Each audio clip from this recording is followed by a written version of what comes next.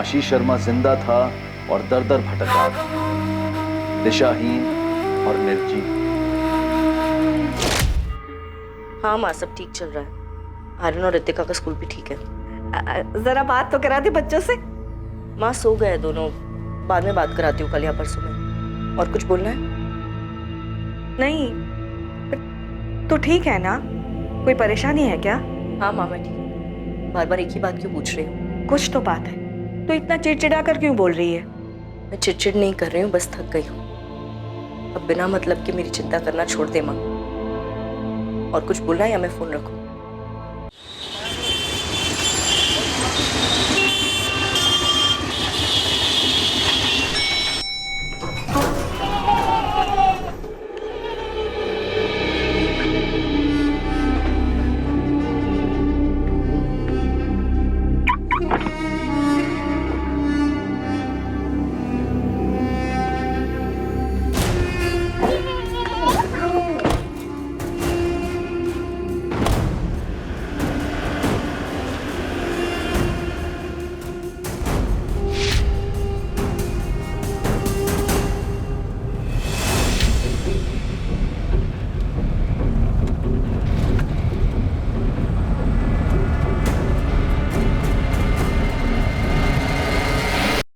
You have called is currently switched off.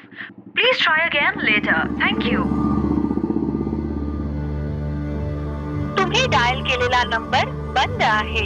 कृपया थोड्या वेळाने पुन्हा प्रयत्न करा. The number you have called is currently switched off. The number you have called is switched off. आपके द्वारा डायल किया हुआ नंबर अभी बंद है. माँ निधि का फोन बंद आ रहा है।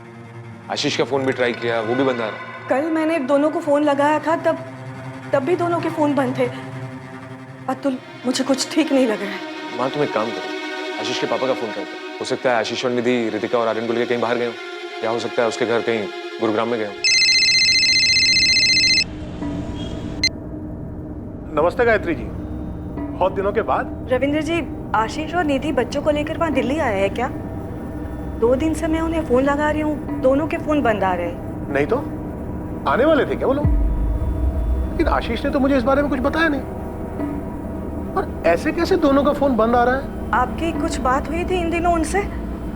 उन्होंने कुछ बताया था ऐसा कि कहीं बाहर जाने का प्रोग्राम बनाया हो? और गायत्री जी, 1 हफ्ता पहले मेरी आशीष से बात हुई थी, वही हर बार की तरह हालचाल जानने के लिए बस। मेरी भी 4 दिन पहले बात हुई थी निधि से। बातों से लग रहा था कि वो परेशान है, और अब 2 दिन से उनके फोन भी बंद आ रहे हैं। कुछ हुआ था क्या गायत्री जी? निधि परेशान क्यों थी? आशीष ने इस बारे में कुछ मुझे बताया भी नहीं, कोई जिक्र भी नहीं किया। उसकी बातों से लग रहा था कि वो परेशान है, पर उसने कुछ बताया नहीं। अब मुझे भी चिंता हो रही है गायत्री जी। उन दोनों का फोन ऐसे बंद नहीं रहता है। और दोनों बच्चे कहाँ हैं?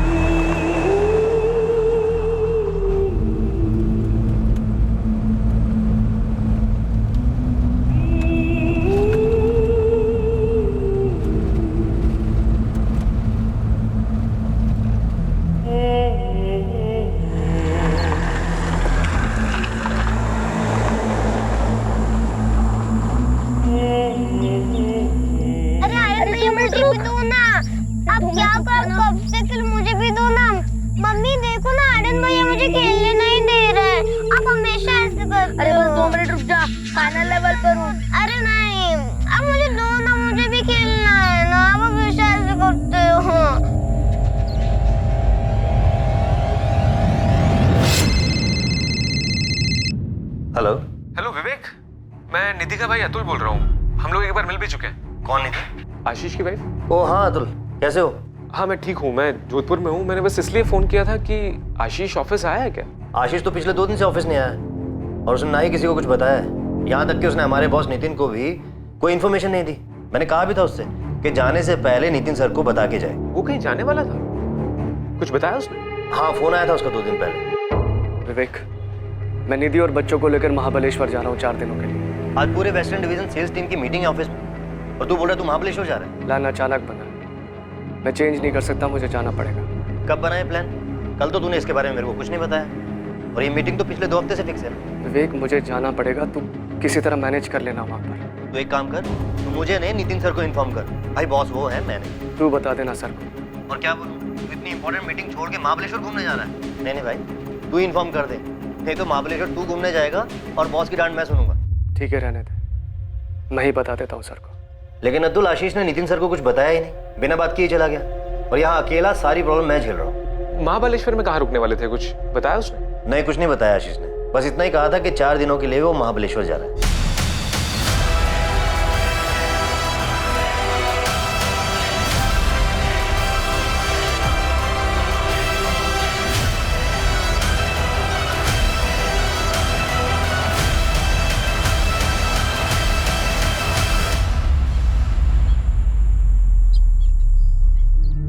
सर, ये मेरी बहन निधि शर्मा और ये उसका पति आशीष शर्मा और ये आर्यन और रितिका।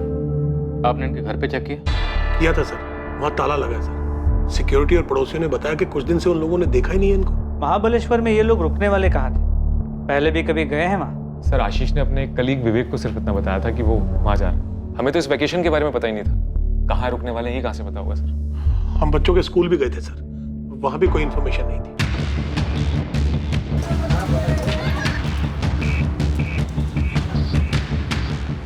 महाबलेश्वर का एक एक होटल चेक किया गया, लेकिन पुलिस को ना आशीष शर्मा या निधि शर्मा के नाम से कोई बुकिंग मिली और ना ही उनकी कोई खबर। मुंबई से महाबलेश्वर तक के टोल नाका के सीसीटीवी फुटेजेस से भी कोई लीड नहीं मिली। आशीष की कार ने कोई टोल नाका कभी क्रॉस ही नहीं किया था जो उन्हें महाबलेश्वर ले जा सके।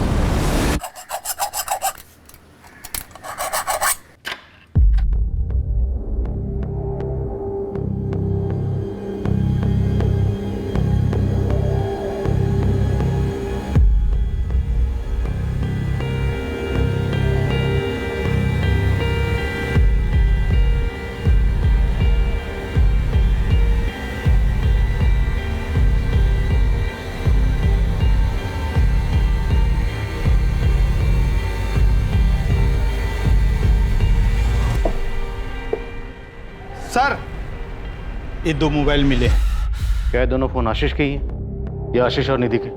हो सकता है सर, लेकिन मैं पक्का नहीं बोल सकता क्योंकि मुझे नहीं पता वो दोनों कौन सा मोबाइल यूज करते हैं। रुक रहा, ऑन करो फोन।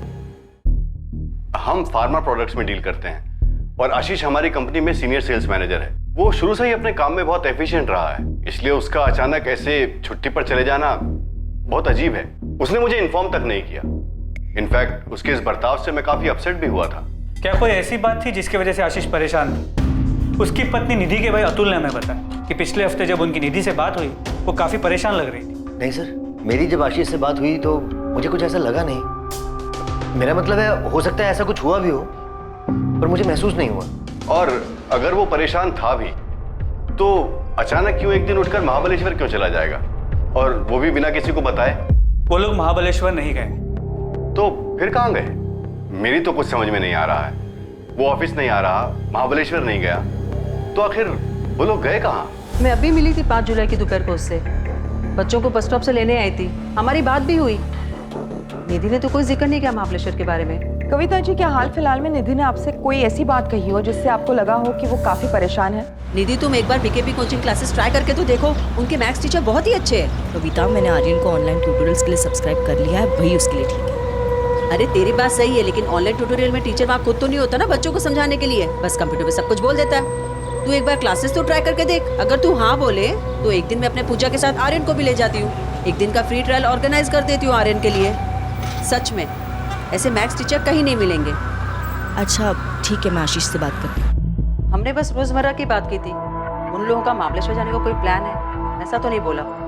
हो सकता है उनके यहाँ घर काम करने वाली कमला को कुछ पता हो। मैडम, मैं 5 तारीख को गई थी उनके घर काम करने के लिए, लेकिन उन्होंने बताया नहीं उन्हें बाहर जाना है, वो भी 4 दिनों के लिए। हमेशा बाहर जाती है तो मुझे बता देती है। कमला, आशीष और निधि के बीच कोई झगड़ा वगैरह हुआ था क्या? मैंने तो कभी ऐसा कुछ भी नहीं देखा है, मैं तो काम करके चली जाती है। 6 तारीख को भी आई थी काम करने के लिए, तो वो वॉचमैन रमेश है ना, उसने बोला साहब और मैडम बच्चे लोग तक कहीं बाहर गए हैं। नमस्ते साहब। मैंने अतुल जी और साहब के पिताजी दोनों को बताया था। मैंने आशीष साहब और उनकी पत्नी को अपने बच्चों के साथ जाते हुए देखा था, और हाँ, साथ में सामान भी था। और साहब, ये 15 नंबर का पार्किंग है ना, ये उन्हीं का है। गाड़ी वहीं लगी थी, वो आए, गाड़ी में बैठे और निकल गए। और कोई नहीं था उनके साथ? और कोई नहीं था साहब, मैं ही ड्यूटी पे था, मुझे पक्का याद है। सर ये 6 जुलाई का फुटेज ट्रांसफर किया पेन ड्राइव में, इसमें चारों दिखाई दे रहे हैं, आशीष, उसकी वाइफ निधि और उसके दोनों बच्चे आर्यन और रितिका। महेंद्र जी के हस्बैंड वाइफ के बीच में किसी किस्म का कोई टेंशन? सोसाइटी में किसी ने कुछ सुना? सर ऐसा तो मुझे कुछ सुनाई या दिखाई नहीं दिया, और वैसे मैंने सोसाइटी में कविता जी, सेकंड फ्लोर वाली मीना जी और अश्विता जी से भी पूछकर बात की थी। ये सब भी निधि की बहुत अच्छी दोस्त हैं, इन्हें भी किसी झगड़े या परेशानी के बारे में कुछ नहीं पता। सर वैसे हस्बैंड वाइफ के बीच में कुछ अंदरूनी बात हो उसके बारे में मैं नहीं बता सकता।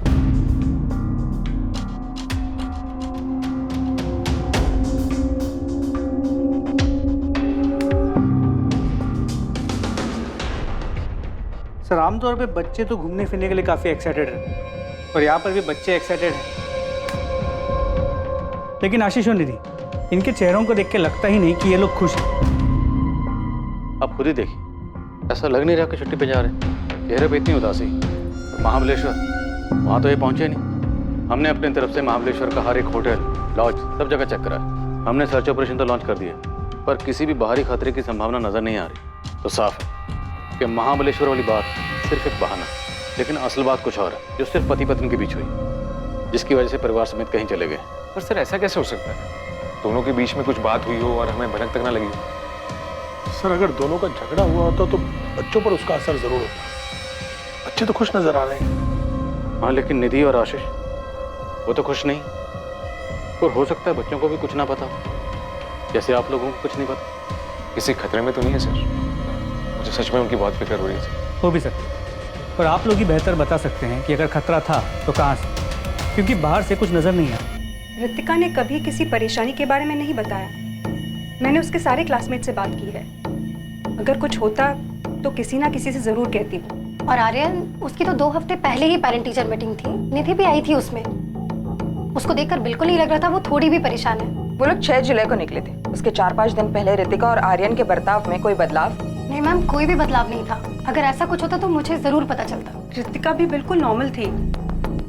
अगर कुछ बदलाव होता तो मैं नोटिस जरूर करती उसे। और अजीब बात तो ये है मैडम कि कल से आर्यन के क्वार्टरली एग्जाम स्टार्ट हुए हैं, जो कि बहुत ही इंपॉर्टेंट होते हैं। कोई भी माँ उस बीच अपने बच्चों को छुट्टियों पे कैसे ले जा सकती है?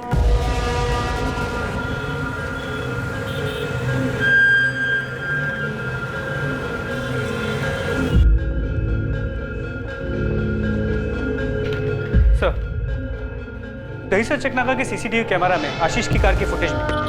दहीसर चकनाका तो मतलब महाबलेश्वर तो नहीं थे, और आशीष ने विवेक को जो बोला था वो सिर्फ एक बहाना ही था।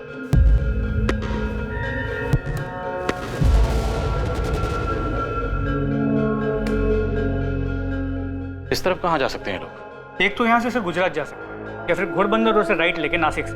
नासिक साइड में जो टोल नाका है वहाँ की 6 जुलाई की सीसीटीवी फुटेज मंगा ली और गुजरात बॉर्डर पे भी इंफॉर्मेशन भेज दी। दीपक, मुझे लगता है कि सबके पीछे कोई अंदरूनी मामला छिपा हुआ है।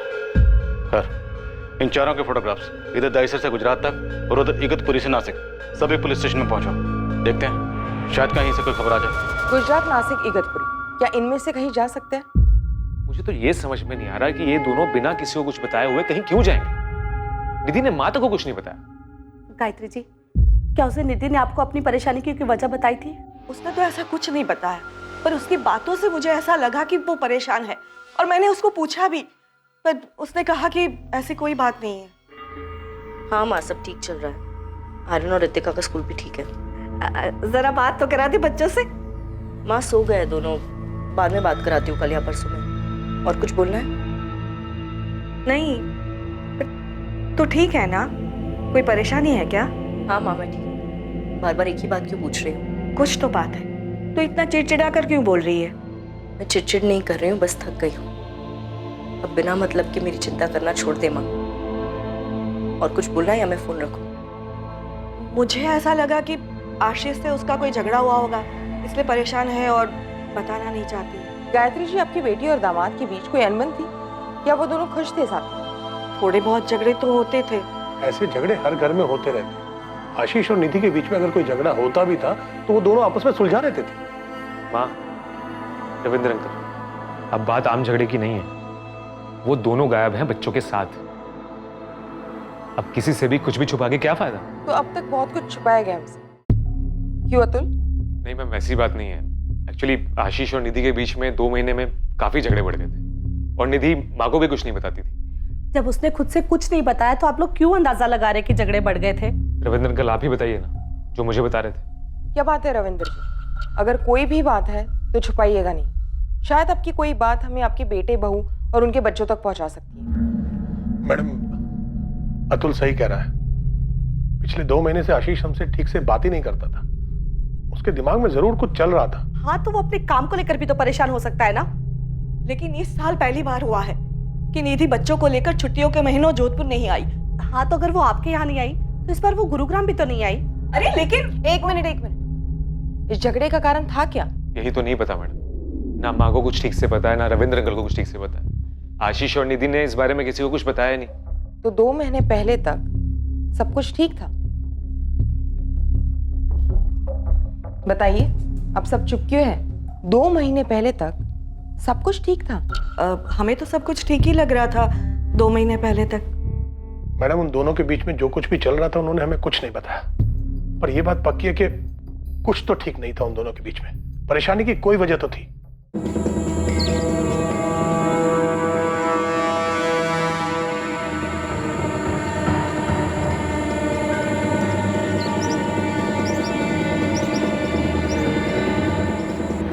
दहीसर टोल नाके से आशीष की कार की फुटेज मिलने के ठीक 1 दिन बाद थाने डिस्ट्रिक्ट के मनोर के जंगलों में आशीष की कार मिलने की खबर आई। वहां पर देखो सबके। सर हमें ये गाड़ी उधर ही खड़ी मिली थी। अंदर का नजारा बहुत भयानक है, लाशें मिली। करीब 1 घंटे पहले ये गाड़ी यहाँ लोकेट हुई।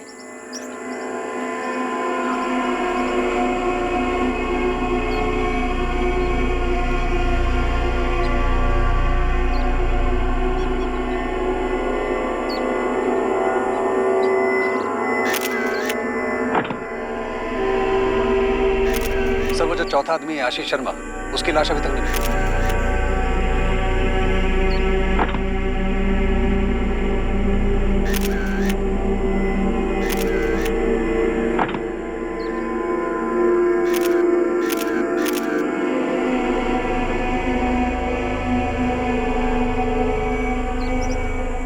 सर आशीष शर्मा की लाश नहीं मिली, लेकिन तलाश जारी है। आखिर इस फैमिली में ऐसा हुआ क्या? इसने जबरदस्ती कुछ किया हो, ऐसा लग तो नहीं रहा। सर चांसेस है कि ये केस सुसाइड का हो। पूरी फैमिली ने एक साथ किया, लेकिन सिर्फ आशीष की बॉडी नहीं। सर मैंने एक टीम भेजी पास की वेतना नदी के, लेकिन सारे देख के तो यही लग रहा है कि पहले सुसाइड करने की कोशिश की गई थी और फिर बाद में हिम्मत टूट।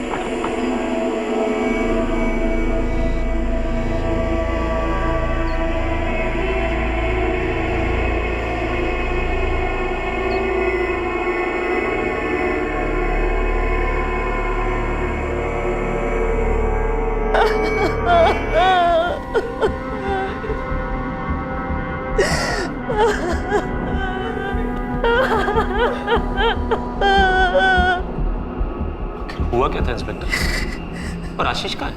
आशीष या उसकी डेड बॉडी अब तक बरामद नहीं हुई। इन्हें देख के लगता है कि इन्हें जहर देके मारा गया। क्राइम स्पॉट पे हमें एक चॉकलेट का बॉक्स मिला, उसे एनालिसिस के लिए हमने लैब भेज दिया। इन्हें जहर दिया?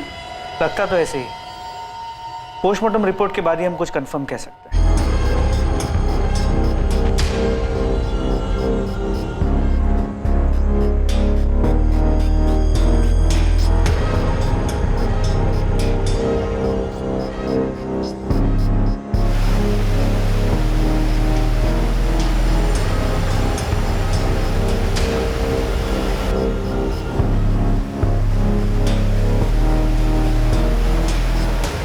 डॉक्टर साहब हमारी तलाश जारी है।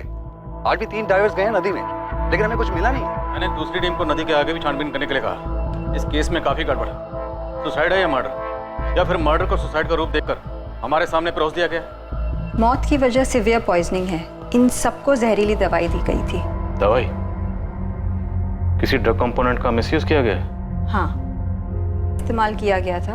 बच्चों को भी यही दवाई दी गई है? हाँ, आपको एक चॉकलेट का बॉक्स मिला था। यस। दवाई शायद उसी में मौजूद थी। बच्चों को मुश्किल से 5 मिनट लगे होंगे कोलैप्स करने में, और उनकी माँ को लगभग 10 मिनट लगे होंगे, और मौत उसके तुरंत बाद ही हो गई।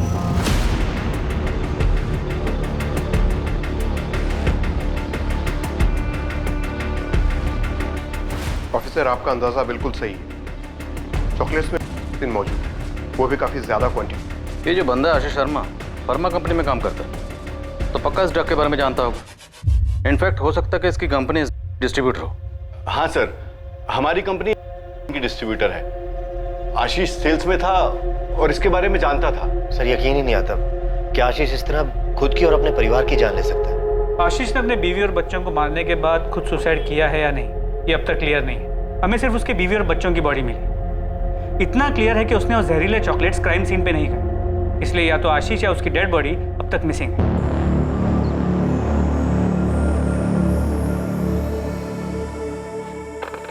आर्यन, रितिका, ये लो। पापा मुझे बर्गर चाहिए। मुझे भी। लेकिन पापा आपने तो कहा था हम हाईवे पे रुककर बर्गर खाएंगे। प्लीज पापा मुझे बर्गर ही चाहिए। बेटा उसमें थोड़ा टाइम है, तब तक ये लो चॉकलेट्स खाओ। पापा लेकिन हम यहाँ क्यों रुके हैं? बेटा पापा थोड़ा थक गए हैं, थोड़ा सा बस ब्रेक लिया है ना, थोड़ी देर के बाद चलेंगे। बहुत दूर जाना है ना यहाँ से। ये लो खाओ।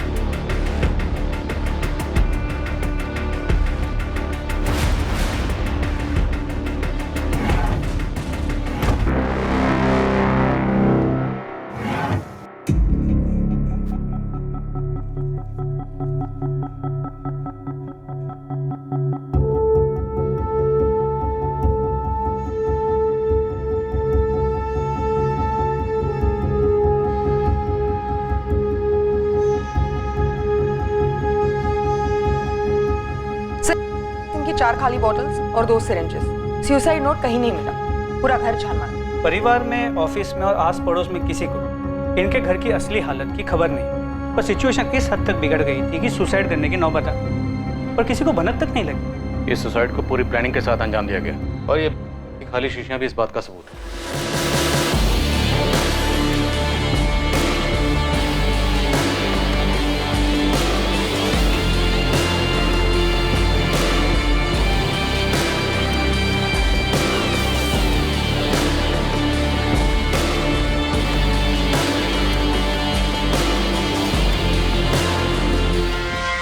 आशीष और निधि के परिवार और जान पहचान वालों के अलावा पूरा शहर ही इस विचित्र सामूहिक आत्महत्या के केस के बारे में सुनकर हैरान था। कई अनुमान लगाए जा रहे थे, लेकिन सब के सब सच से कोसों दूर थे।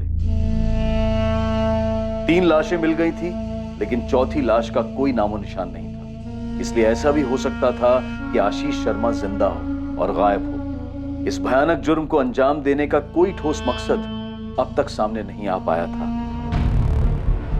मैडम ये आशीष और उसकी पत्नी निधि शर्मा के अकाउंट डिटेल्स। उनका एक हाउसिंग लोन है, लेकिन कभी उसका डिफॉल्ट नहीं हुआ। सारी इंस्टॉलमेंट्स टाइम पर आई है। कोई सस्पिशियस ट्रांजैक्शन, कोई खरीदी बिक्री जो गैरकानूनी हो? मैडम इसकी जानकारी तो मैं नहीं दे पाऊंगा। आपको आशीष शर्मा की कंपनी या उसके सीए से बात करनी चाहिए। हाँ, इस हाउसिंग लोन के अलावा उसके 4 एफडीज, एक म्यूचुअल फंड अकाउंट और एक डीमैट अकाउंट भी है। अगर मुझसे पूछिए तो मुझे नहीं लगता आशीष शर्मा किसी तरह के फाइनेंशियल स्ट्रेस में था। सर, पिछले 6 महीनों में कंपनी के काम के सिलसिले में आशीष भुवनेश्वर, कोलकाता, लखनऊ और पटना जाते रहे। क्या इन सभी जगहों पे एकोमोडेशन आपकी कंपनी देती? जी हाँ, सारी डिटेल्स हैं हमारे पास। Sir, MN group of hotels. जब भी कोई एम्प्लॉय कंपनी के काम से बाहर जाता है तो यही रुकता है। क्या आशीष पर काम या परफॉर्मेंस का कोई स्ट्रेस था? काम का और परफॉर्मेंस का स्ट्रेस किसके ऊपर नहीं होता? मेरे ऊपर है, विवेक और कंपनी के पूरे स्टाफ के ऊपर है। पर उसके ऊपर अलग से ऐसा कौन सा स्ट्रेस था, ये समझ में नहीं आ रहा। और अगर सर उसको कोई स्ट्रेस था भी, कोई टेंशन थी भी, तो किसी से वो बात करता, किसी को बताता। और सर, आपके कहने पर मैंने हमारे सारे क्लाइंट से बात भी की है, स्पेशली जिनके साथ आशीष डील करता था, लेकिन उनमें से भी किसी ने नोटिस नहीं किया कि आशीष परेशान था। ऐसा भी क्या टेंशन थी, कौन सा स्ट्रेस था जिसके चलते उसने पूरे परिवार को मार दिया, बच्चों तक को नहीं छोड़ा?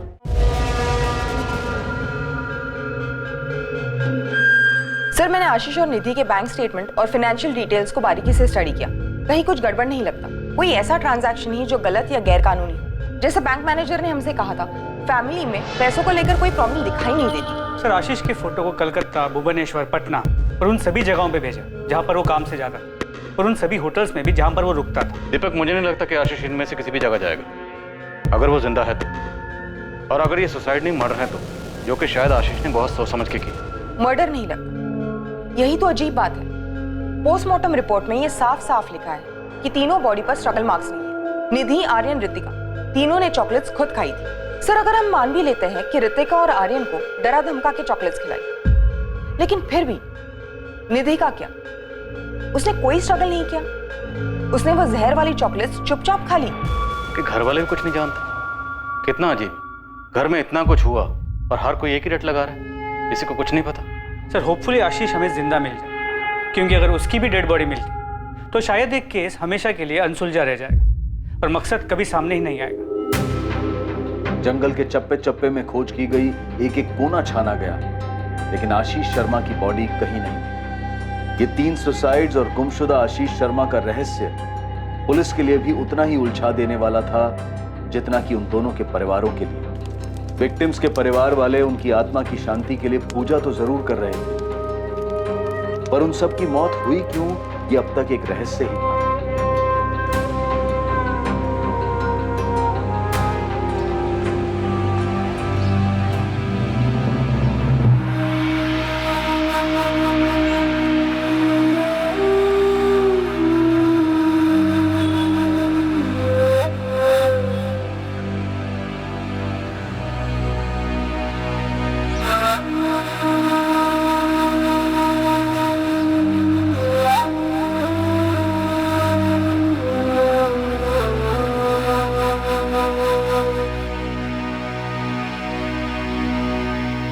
आशीष शर्मा जिंदा था और दर दर भटक रहा था, दिशाहीन और निर्जीव।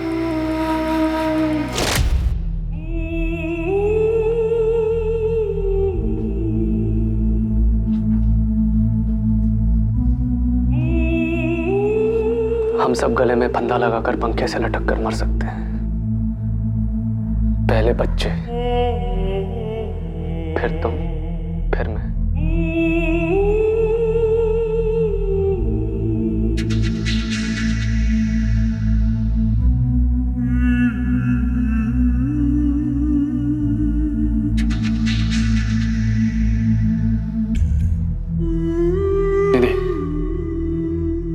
हम सब जाकर नदी में कूदकर अपनी जान देंगे। नहीं आशीष, ये नहीं होगा मुझसे। निधि, यही सबसे आसान तरीका है, सब साथ में मर जाएंगे। नहीं नहीं, समझने की कोशिश करो, इसके अलावा जो भी तरीका होगा वो बहुत दर्दनाक होगा, हम सबकी बर्दाश्त के बाहर। हमारा तो ठीक है, मगर बच्चों का क्या?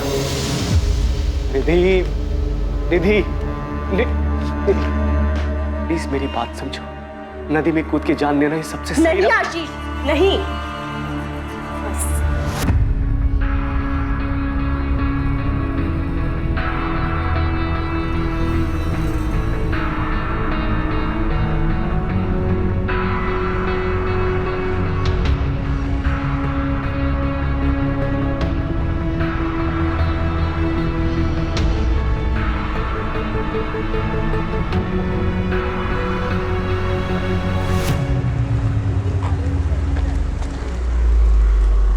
पुलिस पूरी जद्दोजहद के साथ आशीष को आसपास के सभी शहरों में ढूंढ रही थी, लेकिन आशीष इसी शहर मुंबई में भटक रहा था और अब तक पुलिस की नजर में नहीं आया। एक रेप्यूटेड फार्मा कंपनी का एफिशिएंट एम्प्लॉय आशीष शर्मा लोगों के दिए गए दान, भिक्षा पर जी रहा था। शायद उसने जो किया था उसके लिए वो खुद को दोषी मान रहा था, शायद उसे अपने किए पर पछतावा हो रहा था।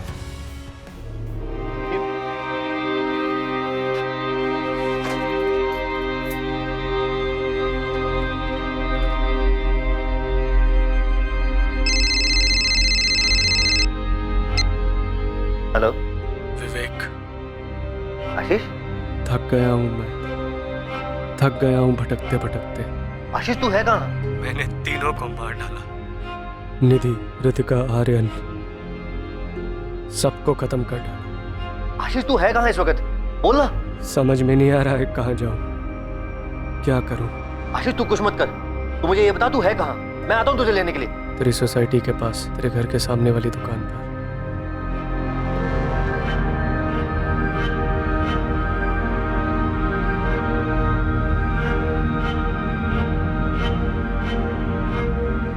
आशीष, आशीष ये तूने क्या कर दिया? क्यों किया? कुछ तो बोल। और ये क्या हो गया तुझे? माँ, अभी अभी फोन आया कि आशीष मिल गया। क्या? उसने कुछ कहा? क्यों मार डाला उसने सबको? उसने अभी तक किसी को कुछ नहीं बताया माँ। मैं अभी मुंबई के लिए निकल रहा हूँ। रविंद्र अंकल और कल्पना आंटी भी वहां पहुंच रहे होंगे। क्यों आशीष, ऐसी क्या मजबूरी थी जिसने तुम्हें अपने परिवार की जान लेने पर मजबूर कर दिया? हम दोनों ने मिलकर यह फैसला लिया था, प्लान बनाया था आत्महत्या करने का। कई सारी तरीके ढूंढे, सबसे आसान यही लगा जिससे किसी को भी तकलीफ नहीं हो। मैं किसी को भी दर्द नहीं देना चाहता था। निधि भी मेरी बात मान गई।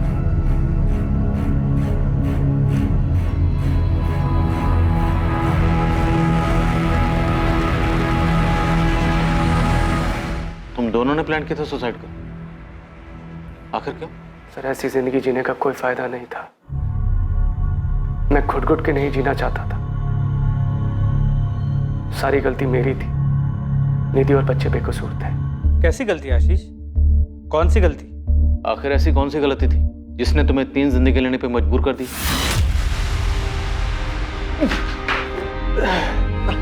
आशीष आराम से बैठो।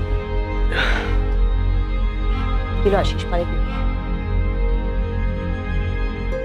आशीष, कितनी बार कहा है किसी अच्छी डॉक्टर से चेकअप करवा लो। 4 दिन हो गए, तुम्हारी उल्टी बंद होने का नाम ही नहीं ले रही है। हाँ बाबा, करा लूंगा। खुद परेशान हो गया अपनी तबीयत खराब होने की वजह से। तुम आराम करो।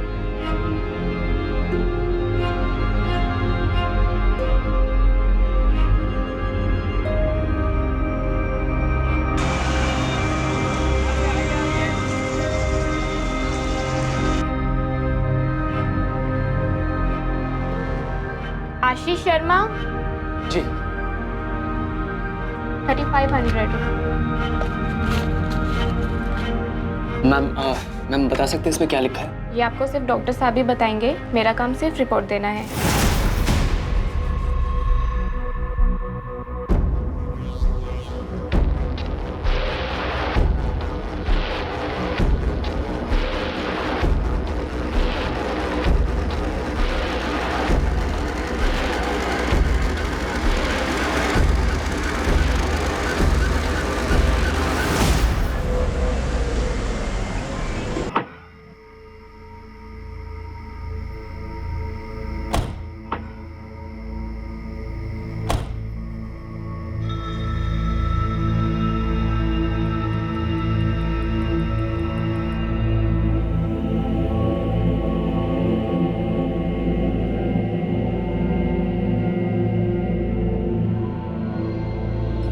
अरे आशीष, तुमने अब तक कपड़े नहीं बदले? जल्दी से कपड़े बदल लो, खाना तैयार है। मैं तब तक ऋतिका और आर्यन को खिला देती हूँ।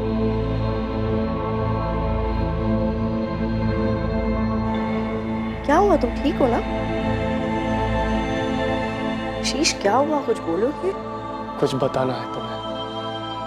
क्या बताना चाहते हो?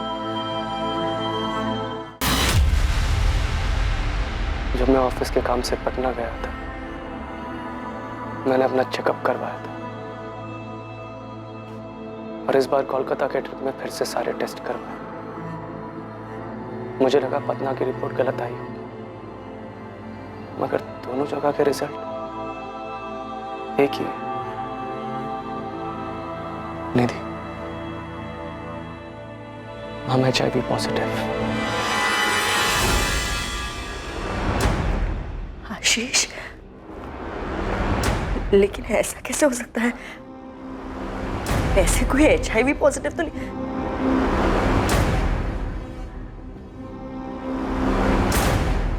आशीष, क्या किया है तुमने? अब मैं निधि से और झूठ नहीं बोल सकता था। मुझे उसे सब कुछ सच सच बताना पड़ा। कौन सा झूठ? ऐसा क्या था जो तुम अपनी पत्नी से छुपा रहे थे? मैं कोठों पर जाया करता था, हर उस शहर में जहां कंपनी मुझे काम से भेजती थी।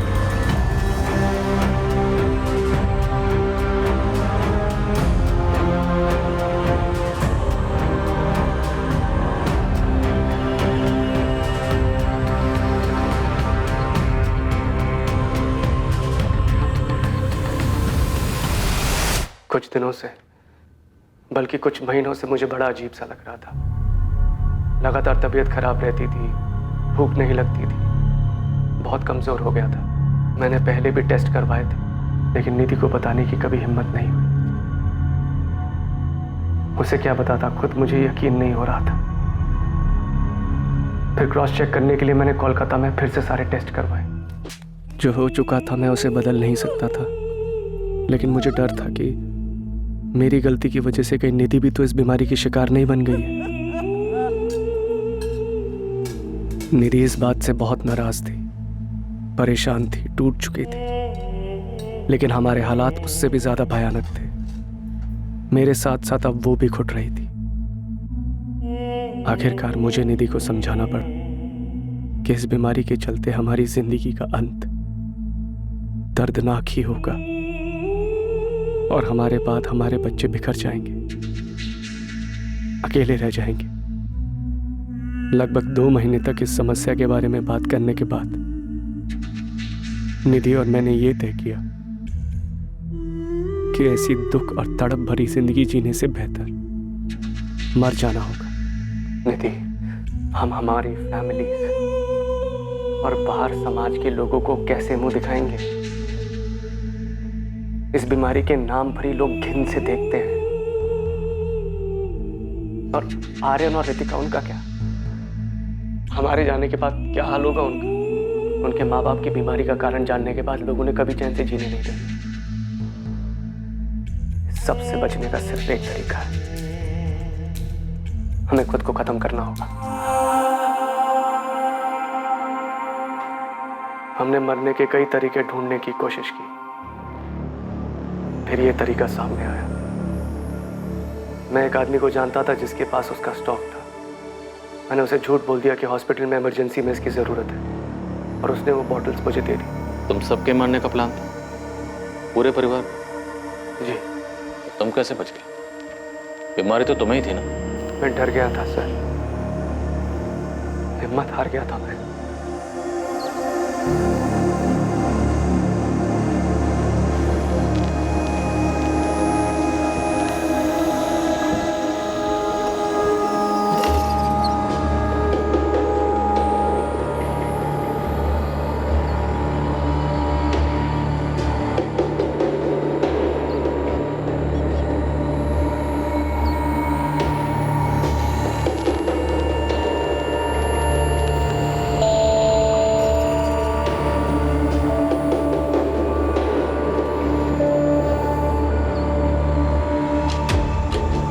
मैं डर गया, मुझसे हिम्मत नहीं हुई।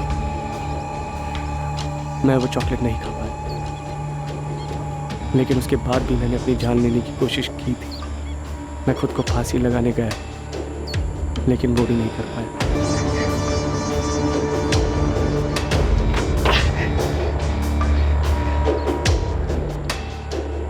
उसके बाद मैं कई दिनों तक यूं ही भटकता रहा। कई बार खुद को मारने की कोशिश भी की, मगर कभी हिम्मत नहीं। सर, मैं गुनहगार हूं अपनी बीवी का, अपने बच्चों का। मैंने बहुत बेरहमी से उन्हें मरते हुए देखा है, सब मेरी वजह से। तो तुम्हारे HIV पॉजिटिव होने की रिपोर्ट कहाँ है?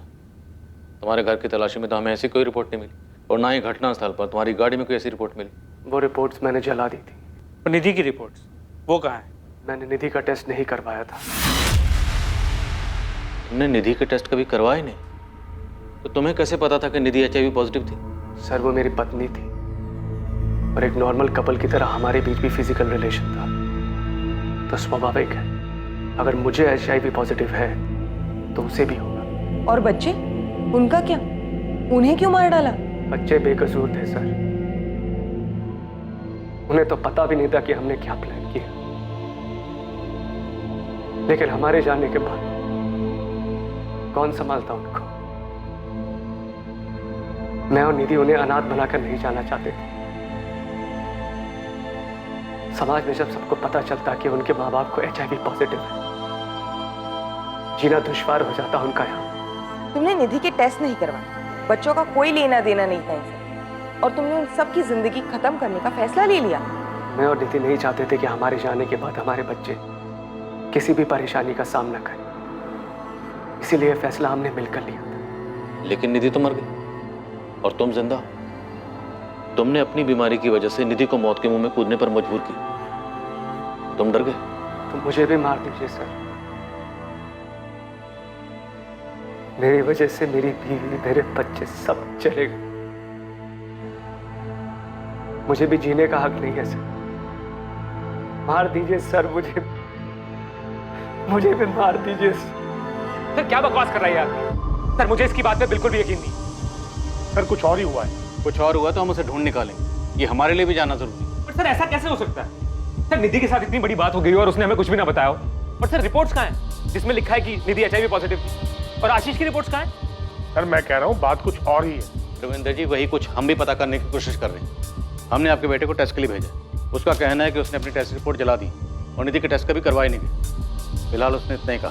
सर झूठ बोल रहा है आदमी। सर वो हत्यारा है। सर उसने बच्चों को और निधि को मार डाला। सर उसने प्लान ही बनाया था निधि को और बच्चों को मारने का। उसका सर खुद मरने का कभी प्लान था ही नहीं, इसलिए बाहर अकेला जिंदा घूम रहा था। हम आशीष की टेस्ट की रिपोर्ट का इंतजार कर रहे हैं। चार्जेस उसके बाद ही फाइल होंगे। आशीष को टेस्ट के लिए भेजा गया ताकि उसकी सच्चाई का पता लगाया जा सके। या तो ये आशीष शर्मा झूठ बोल रहा है, या तो फिर इसे गलत रिपोर्ट्स दी गई होंगी उन दोनों जगहों से जहां से भी इसने टेस्ट करवाए। He is not HIV positive. Sir मुझे तो लगता है कि ये आशीष शर्मा झूठ बोल रहा है। मेरी सलाह तो यही है कि 2-3 लैब्स में और इसकी जांच होनी चाहिए। क्या निधि के ब्लड सैंपल्स ऐसी कोई बात सामने? नहीं, बिल्कुल नहीं। और अगर ऐसा कुछ होता तो मैं खुद ही बता देती। निधि HIV पॉजिटिव नहीं थी। सर अब तो रिपोर्ट्स भी सामने आ गई और ये साफ हो गया कि ये बंदा सफेद झूठ बोल रहा है। ये पूरी इसकी प्लानिंग। बीवी को कॉन्फिडेंस में लेके बीवी और बच्चों को मार दिया। और प्लान भी ऐसा बनाया कि सांप भी मर जाए और लाठी भी ना। लेकिन किस लिए? मकसद क्या था? आशीष के ब्लड सैंपल्स दूसरे 2-3 लैब्स में टेस्ट के लिए भेजे गए और वहां भी रिजल्ट यही था, आशीष शर्मा HIV पॉजिटिव नहीं था। आशीष से कड़ी पूछताछ की गई ताकि इस जुर्म का असल मकसद सामने आ सके, यह पता चल सके कि आशीष झूठ बोल रहा था या नहीं। कहीं ऐसा तो नहीं था कि आशीष ने जानबूझकर अपनी पत्नी को HIV पॉजिटिव वाली बात पर यकीन दिलाया था ताकि वो निधि और बच्चों से अपना पीछा छुड़ा सके। लेकिन बार बार पूछने पर भी आशीष अपने पहले बयान पर टिका रहा। आशीष शर्मा पर IPC की धारा 302 के तहत अपनी पत्नी और बच्चों की हत्या करने के चार्जेस लगाए गए। केस के ट्रायल के दौरान भी आशीष इसी बात पर टिका रहा। यह उसका और उसकी पत्नी का आपसी सहमति से लिया गया फैसला था। ट्रायल के बाद आशीष शर्मा को उसकी पत्नी और बच्चों के मर्डर के चार्ज में उम्र कैद की सजा सुनाई गई। निधि का परिवार समझ ही नहीं पा रहा था कि निधि ने उनसे बात क्यों नहीं की। बिना कोई जांच पड़ताल किए उसने इतना भयानक कदम क्यों उठाया। आशीष के माता पिता भी अब तक इस बात को समझ नहीं पा रहे कि आशीष ने ऐसे कैसे इतने बड़े जुर्म को अंजाम दे दिया, जबकि उसके पीछे का कारण बेमतलब था।